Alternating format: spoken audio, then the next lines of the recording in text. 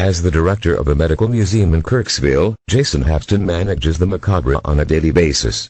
His collection includes the brutally primitive tools of early brain surgery, a bloody-looking dissected human nervous system and even a wallet sewn from human skin. But these artifacts seem quaint compared to the heavy, ominous black case sitting upright in the back seat of Haxton's four-door pickup. Nested inside the military-grade shipping locker is an acacia wood oak lined with gold leaf. Inside of it lies what dozens of people believe is the cause of strange maladies and terrible misfortune, a small, antique wine box now known as the Dybbuk. Haxton is reticent to show it. He doesn't want weirdos trekking to northeast Missouri to demand a viewing. Haxton says occult fans have already tracked him down at his museum, assuming the box is part of the collection. It is not. Above all, Haxton doesn't want to disturb it.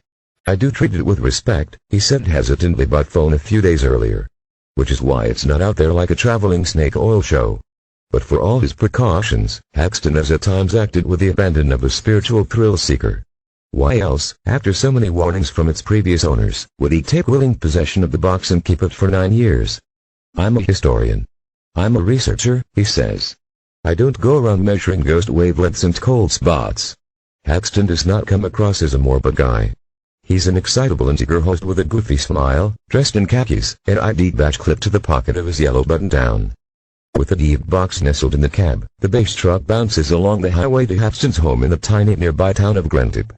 The museum director's house is a tall, skinny brick mansion on the edge of a cemetery.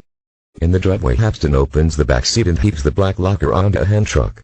The corners of the sky are growing dark with an approaching storm as he hauls the box indoors. In the Haxton's living room, his son, 21-year-old Ross, shows where the box used to be kept and how, as a boy, he would see strange apparitions undulate from the corner of his eye or dance across the wall slowly enough that he thought he could reach out and touch them. "We live in a historic home near a cemetery," Haxton reminds him.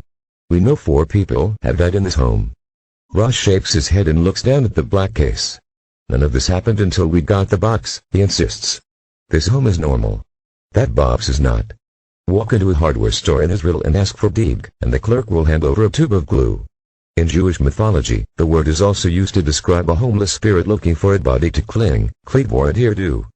According to Rabbi Gershon Winkler, the author of the book called, simply, Dybbuk, Jewish folklore is filled with tales of possessions, though there have only been a handful of famous Jewish exorcisms in history. Just like any other ancient aboriginal tradition, we do have this relationship with what is glibly referred to as the spirit world, he says. Anyone who is dabbling in it needs to be incredibly prepared spiritually so they do not get hurt or open doors to things to come out of this reality that don't belong here. Dybbuk tales often center around someone who is spiritually bereft, leaving him an empty vessel open to a wandering spirit with unfinished business. The 1920s Yiddish play that Dybbuk tells a kind of Romeo and Juliet version of the story about a young man who dies after using dark arts in the Jewish mysticism Kabbalah and whose ghost inhabits the body of the woman he wanted to marry. In 2009, researchers at the University of Manchester discovered a scrap of parchment that documented an 18th-century exorcism to remove the Dybbuk of a dead husband from his widow. The Dybbuk in Kirksville, however, has deviated quite a bit from ancient folklore. Not only did its mischief play out on eBay, its story caught the eye of Hollywood.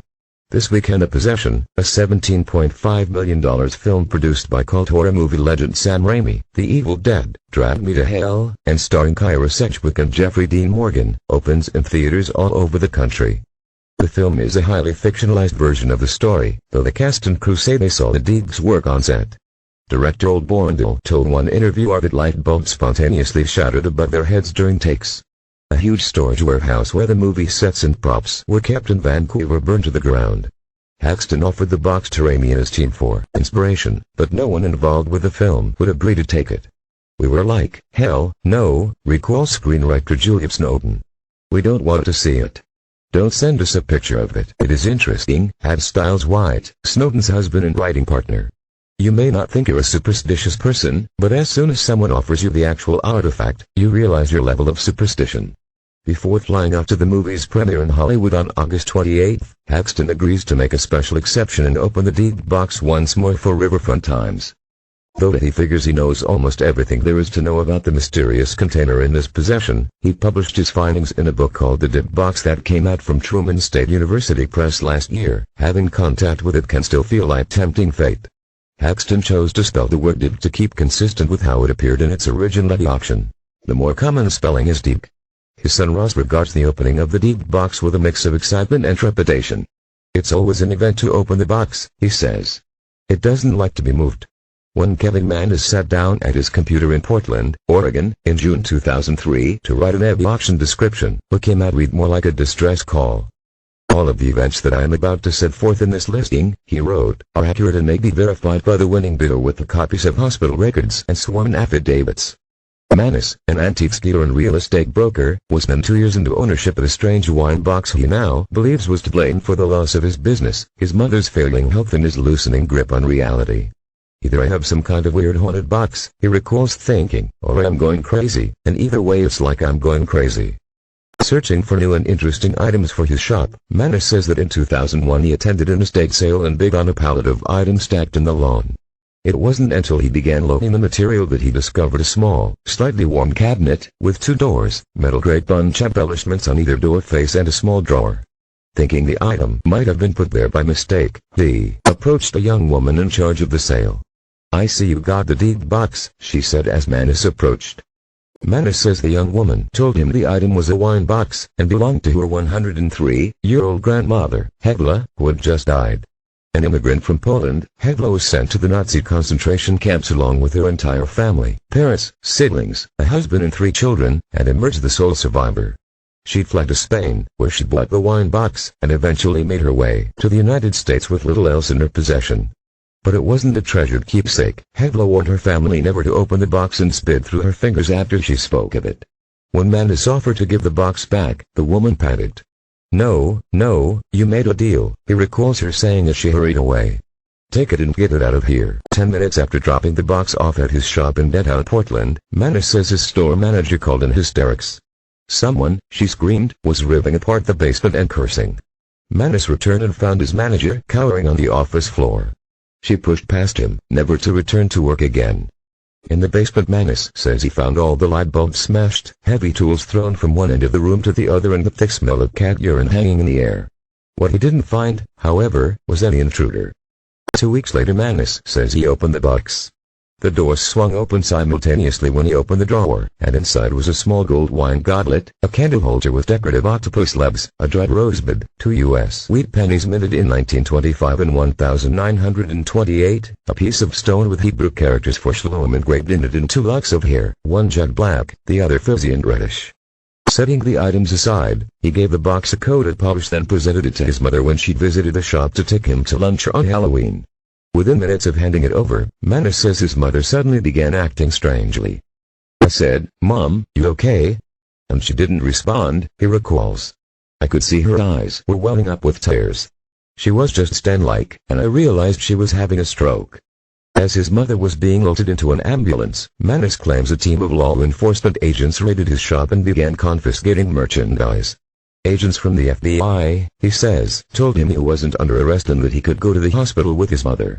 Robbed of her ability to speak, Manus says his mother tapped the words "no gift" and "hate gift" out on an alphabet carved from her hospital bed. The raid never resulted in charges, but it did tank the shop. Portland FBI would not comment on whether any such raid took place. All Manus got back, initially, was the Dybbuk box. After attempting to give the box to his brother, sister and girlfriend, all 3 returned it with various gripes, saying it smelled or the doors flew open on their own. Manus says he sold it to a young couple, then found it back on the shop doorstep with a note, "This has a bad darkness." Finally, Manus took it home himself. That's when he began experiencing nightly dreams of a horrifying witch. After each of his siblings and his girlfriend described identical nightmares when they'd housed the box, Manus says he decided he had to get rid of it. "I am afraid, and I do mean afraid, that if I destroy the cabinet, whatever it is that seems to have come with the cabinet may just stay here with me," he wrote toward the end of the 2003 online listing. "I have been told that there are people who shop on eBay that understand these kinds of things and specifically look for these kinds of items. If you are one of these people, please buy this cabinet and do whatever you do with a thing like this. Help me." The auction drew a fair amount of online interest, and before long a student from the small college town of Kirksville bought it for $140. Manus says he spoke by telephone to the kid and tried to warn him about the risks, but that the boy wasn't interested in the occult. He claimed it was a gift for his parents. Literally the day I shipped it, says Manus, there was a palpable difference in the environment in my house. It was like coming up out of water, absolutely amazing. Meanwhile, the trouble in Missouri was just about to begin. Michael Callahan was at his former job at the A.T. Still University Admissions Department in Kirksville when he got an excited instant message from Jason Hapston from Hapston's office a floor below in the medical museum. "Should I get this thing?" Callahan recalls Hapston typing. "It's only going for $200. Callahan bemusedly read the unusual item description on eBay from a seller also writing Kirksville.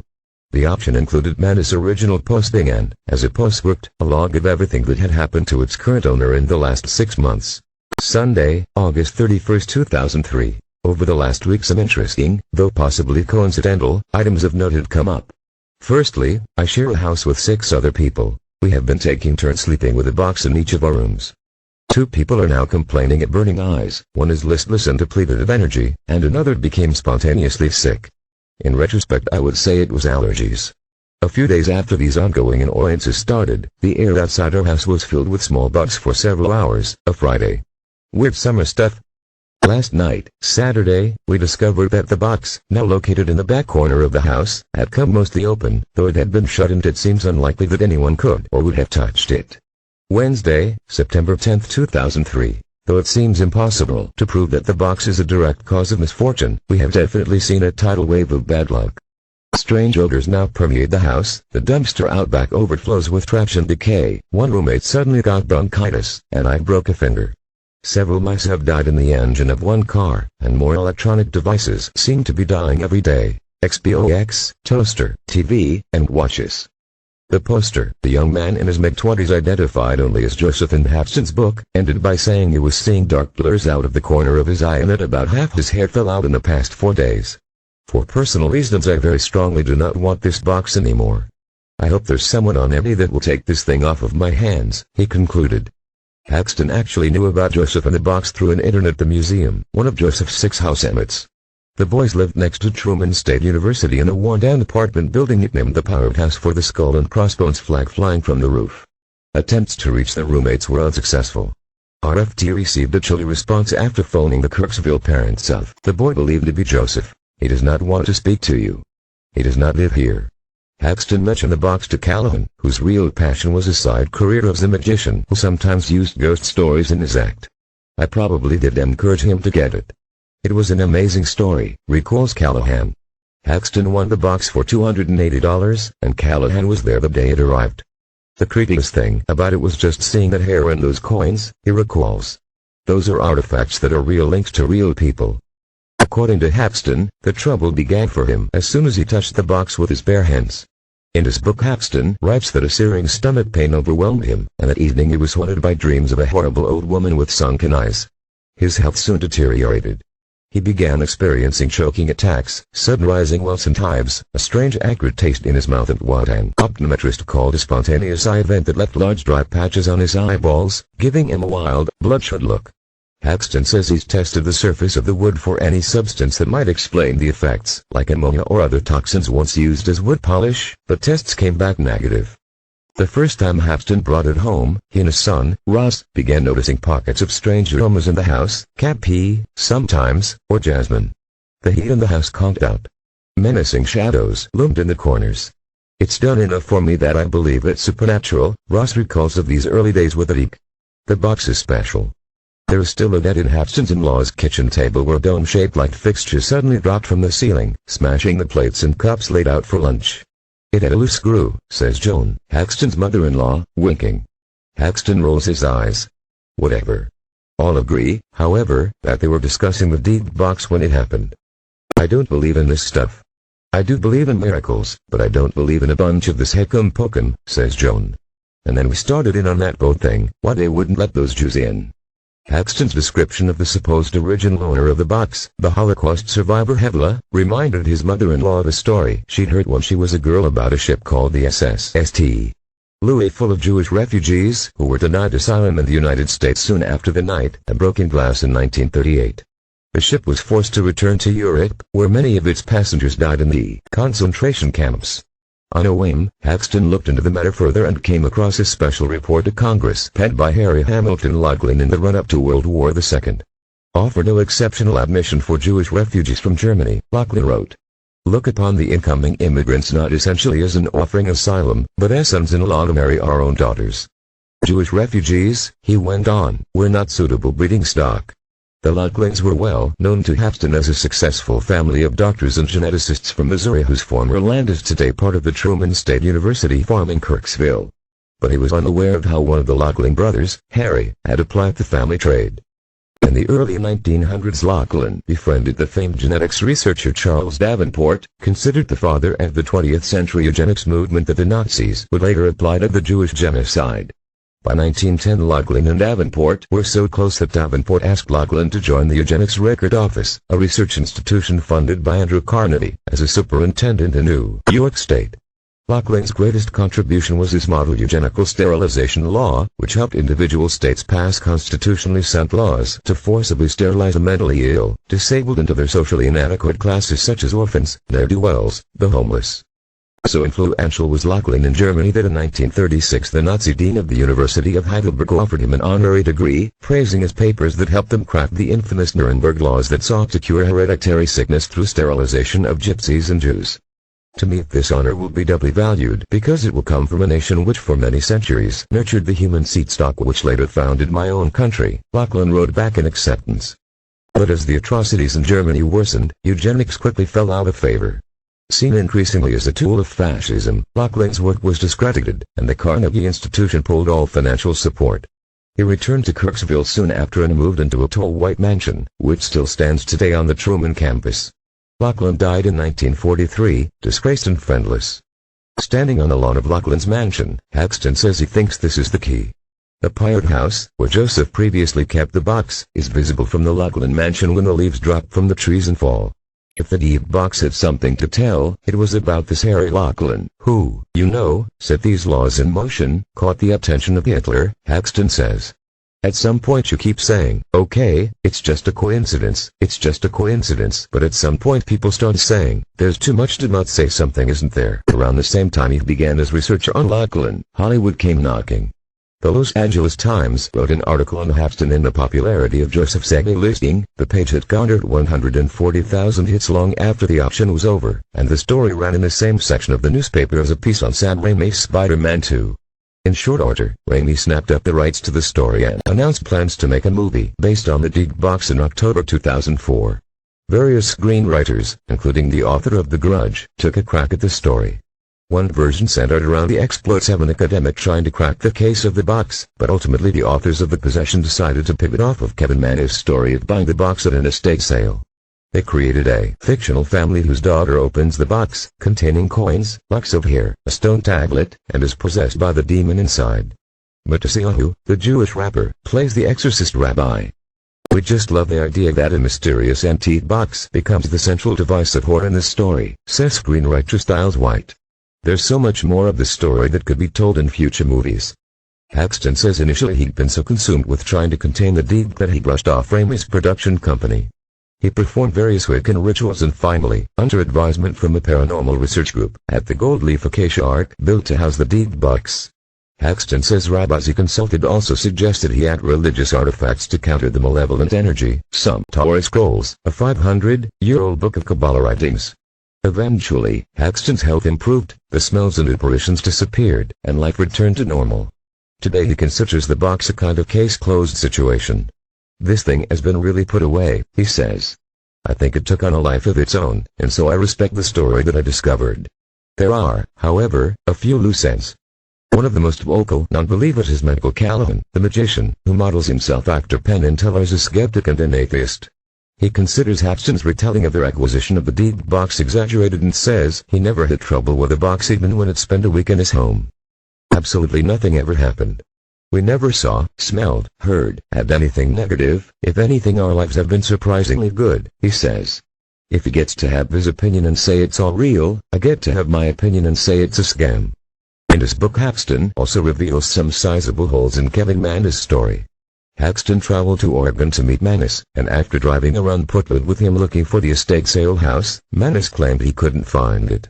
He also resisted providing Hapston a surname for Hevla, saying that family didn't want anything to do with the story. When Mannis finally relented, he offered the name Jewiski. Haxton found no record of anyone with a name in the area, nor any record of a 103-year-old woman dying in the area in 2001. Haxton was able to track down some of Manish's siblings, who told him there was never any shared or recurring nightmare about an old hag.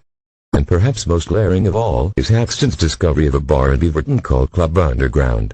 Several of the employees at the bar recall Manish, a security guard, promotions manager and jack-of-all-trades for the club, bragging about coming up with a fantastic idea for a short story about a Jewish wine box. "This is what my impression is," says John Wegman, the former owner of the Underground. "He had this box, and he was trying to sell things on eBay, and he put this box together and made up a story to go with it on eBay to see how many bites he got. And he got tons of people wanting it." Wegman says at his wedding Manish presented him with a chunk of stone with Hebrew writing on it, very similar to the one in the deed box, that Manish said he made himself. Matt Shaggy Christensen, a kitchen manager and former bartender for the Underground, says he's pretty sure one of the locks of hair inside the box is his. He says one night he came into work badly needing a haircut and shaved off his long hair in a back room. As a joke, he says he put some of the hair into the bartender's tip jar. Manish, says Christensen, fished some of it out to add to the box's folklore. He took it and really ran with it. "I told him to buy me a beer that night and we'd call it even. I guess I should have asked for a little bit more," says Christensen. Kevin is a very intelligent person. There are also monetary and publicity incentives to keep the myth going. Both Kevin Manish and Jason Haxton were paid for the rights to their stories by the producers of The Possession, and it will appear on the History Channel special in an episode of Sippy's Paranormal Witness. "I know Kevin," chuckles Wegman. "He's trying to make it sound really exciting and trying to publicize the story." Asked about these discrepancies, Manish sticks to his original story. He claims he actually did find Hevla's family again after Haxton left, though he still declines to identify them.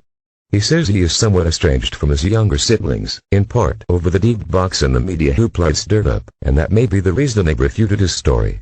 He also denies that his own grandmother, a Jewish immigrant who lived to be 105, served as the inspiration for a character named Hevla, or that he added any of the artifacts to the deed box. As for the recollection of the staff at the Underground, Manish largely sidesteps the question. "I have no explanation for that whatsoever," he says. "Even if I was a really good writer, it doesn't speak to the hundreds of people who've emailed Jason and myself about their experience with the box. It doesn't speak to any of the experiences that Jason or Joseph had. Where do you go from there? I write a great story, and all these things happen to people who are entirely unconnected. It doesn't make any sense." Despite his own debunking results, Haxton refuses to draw any hard conclusions about Manish or the box. Since the completion of his book, Haxton says Manish's brother took back his denial about the dreams and then stopped communicating. Haxton says he's also now spoken to the store manager who was present during the destruction of Manish's shop in Portland. RFT's attempts to reach both the manager and the other Manish siblings were unsuccessful. As he and his son prepare to open the deed box for the first time in months, a skeptic in the family pipes up for the first time, Haxton's 18-year-old daughter. "I don't have anything to do with it," she deadpans. "It just buys me things." Haxton later says that, in addition to sponsoring 3 Vietnamese orphans with the money from the movie, he bought his daughter a Prius, her Dybbuk car. He believes the film has the potential to carve out a place in mythological history. One of those legendary things, the Loch Ness Monster, Bigfoot in the deed box, that'll be forever a mystery. Haxton and Ross gingerly unbuckle the black case's butterfly clasps and lift the lid, revealing the polished acacia wood of the Ark. Together they lift the heavy piece and place it in the center of a clear dining room table. "You want us to open it now?" Haxton asks. The top of the Ark folds back first, revealing the glow of the gold leaf lining. The door of the Ark swings open to reveal the much darker, scuffed wood of the deed box and the dull metal of the great bunch decorations. Haxton pulls out the drawer, and the 2 doors open slowly with a soft clunking sound. Space inside the box is scarce nowadays with the addition of the religious items intended to keep the deed complacent. But the original items are all there, the cup, the stone, the rosebud, the candle holder. Haxton opens up a small plastic bag and pulls out the locks of hair, laying them gingerly on the ancient Kabbalah prayer book. Everyone sticks their heads into the deed box and inhales. The smell is woody, earthy and slightly sweet. "If I opened it up and it smelled like urine, I'd be probably worried," says Haxton. "I think it's truly trying to work with you. Put me out, I'm an air freshener, I've learned my lesson, don't lock me up, you know, kind of thing. Like a genie in a bottle." For a few moments, father and son regard the box and circle it warily. Aside from the loud moaning of the wind picking up outside with the approaching rainstorm, nothing happens. While Ross suggests they leave it out longer to see if anything happens, Paxton is eager to pack it up. "I'm certainly on edge just a little bit," he confesses. Back in the pickup truck, the box safely back in its black coffin and en route for safekeeping in a secret location, Paxton says he wants people to make up their own minds about the box. He's a normal person, he insists, to whom some extraordinary things have happened. "We're more average than most," he says. "I hope, consistently, that proved to you this is no setup." He does express a touch of irritation with Kevin Mannis. In their deal with Lionsgate, both retain the right to produce a documentary on the Dybbuk box and will conceivably work together on it in the future. But Paxton doesn't like Mannis' somewhat unacademic approach when he's interviewed about the box, repeating to reporters that it contains a Dybbuk and a G.H.A.M, which Paxton says is a totally incorrect term for a spirit or magical object. "I don't understand Kevin, but you know, in many ways he's brilliant and bright about a lot of things. He shouldn't be clueless about some of these things," he says, turning the truck back down toward Kirksville as rain begins to patter on the windshield. "Anybody who'd want to perpetuate a hoax wouldn't want to look like a fool." Paxton says that even if it started as a joke or hoax or an amalgamation of truth and fiction, there is something undeniably special about the box now.